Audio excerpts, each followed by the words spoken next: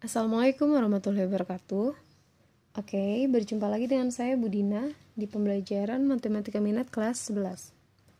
Jadi, hari ini kita akan masuk ke materi pertidaksamaan kuadrat trigonometri. Jadi, kalau untuk pertidaksamaan kuadrat ini sebenarnya langkah penyelesaiannya masih sama seperti yang persamaan kuadrat. Hanya berbeda nanti di penyelesaian akhirnya, karena berbeda di tandanya ya. Kalau persamaan sama dengan, kalau pertidaksamaan bisa lebih dari atau kurang dari. Nah, di sini contohnya saya berikan langsung ke soal, tentukan nilai X yang memenuhi pertidaksamaan berikut. Oke, jadi kalau untuk soalnya sama ya, pasti disuruh untuk menentukan nilai X. Oke, di sini contohnya adalah 2 cos kuadrat X min cos X min 1 lebih dari 0. Oke ya. Untuk intervalnya seperti biasa dari 0 sampai 360 derajat. Nah, langkah pertama kita buat pemisalan terlebih dahulu. Kita lihat di sini cos, di sini cos. Maka pemisalan yang kita buat adalah si cos misal Y sama dengan cos X. Di sini saya menggunakan huruf Y ya. Kalian bebas boleh menggunakan huruf apapun di sini kecuali X. Oke, misal Y sama dengan cos X, maka cos di sini dan di sini kita ganti dengan si Y. Berarti duanya tetap ya. 2 karena di sini cos kuadrat diganti dengan Y maka jadi Y kuadrat. 2Y kuadrat min cos X ganti jadi Y min 1. Kita buat dulu dia jadi sama dengan 0. Oke. Ingat bentuk persamaan kuadrat harus kita faktorkan.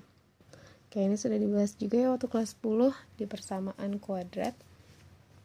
Kita faktorkan, kan di sini 2y kuadrat, maka di sini 2y yang satunya y. Perkalian yang hasilnya 1, di sini 1, di sini 1. Supaya jadi min y, maka di sini min, di sini plus. Oke, bagi kalian yang lupa, bisa dibuka lagi catatan kelas 10-nya ya. Oke, kalau sudah kita pisahkan di sini 2y plus 1, di sini y min 1. Berarti 2y plus 1 sama dengan 0. Pindah ruas, 2y sama dengan plus 1 jadi min 1. Maka y-nya sama dengan min 1 per 2. Yang sebelah kanan juga di sini. Ini y min 1 ya. Y min 1 sama dengan 0. Maka y sama dengan 1. Oke, kalau sudah difaktorkan, coba kalian buka lagi catatannya sambil diingat-ingat. Cara penentuan HP-nya. Di sini tandanya kan lebih dari nih. Ya kan? Tandanya lebih dari. Kalau misalkan lebih dari, dia hasilnya atau. Oke, saya pernah ajarkan itu. Kalau kalian lupa, buka lagi catatannya.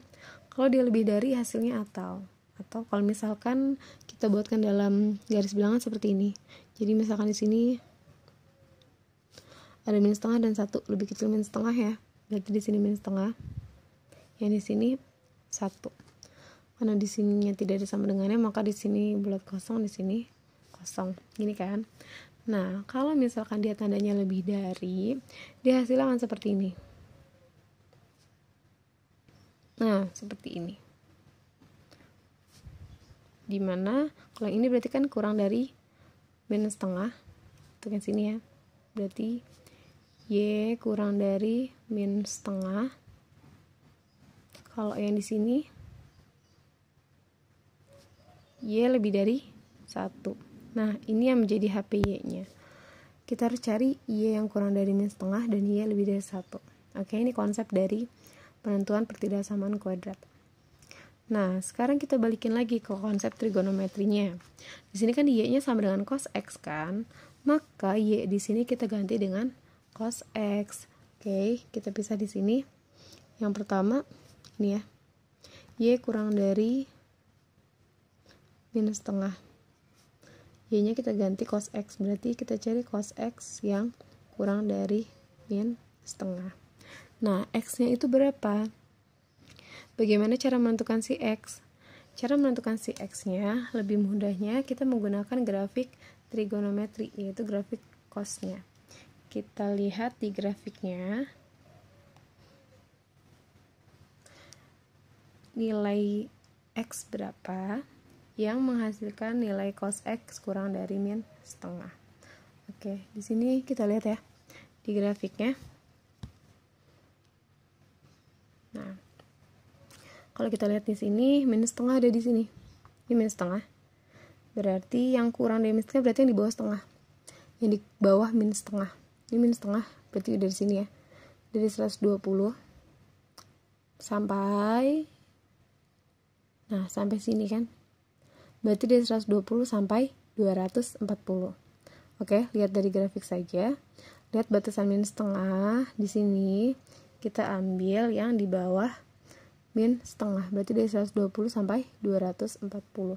Maka yang menjadi HP-nya di sini X-nya dari 120 kurang dari X kurang dari 240. Ingat ya, di sini tidak pakai sama dengan. Kenapa? Karena di sini juga tidak menggunakan sama dengan. Oke, untuk X-nya dapat segini.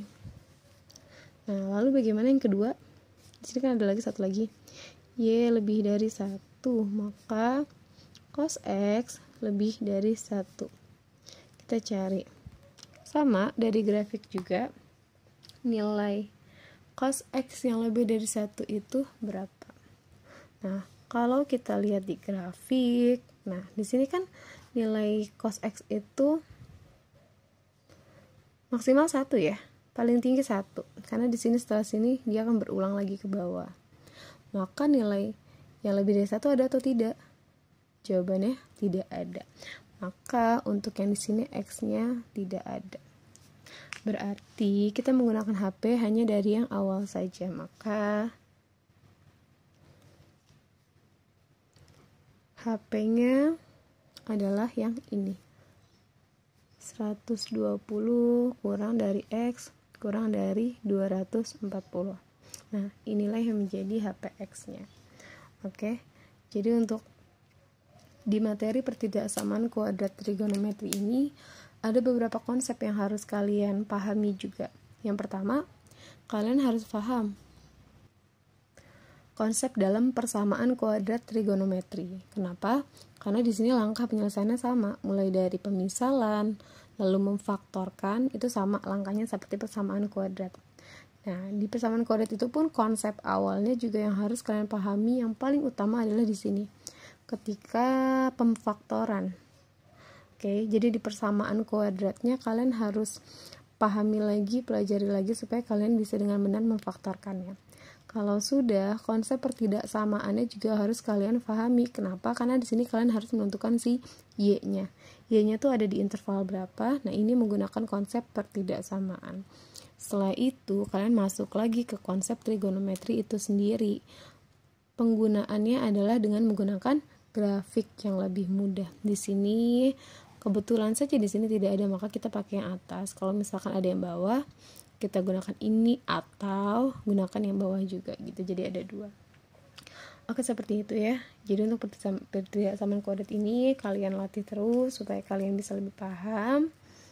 Banyakin latihan juga supaya kalian bisa lebih paham dan lebih terlatih. Oke, saya rasa cukup untuk pertemuan hari ini. Materi ini sudah cukup saya jelaskan. Saya akhiri. Wassalamualaikum warahmatullahi wabarakatuh.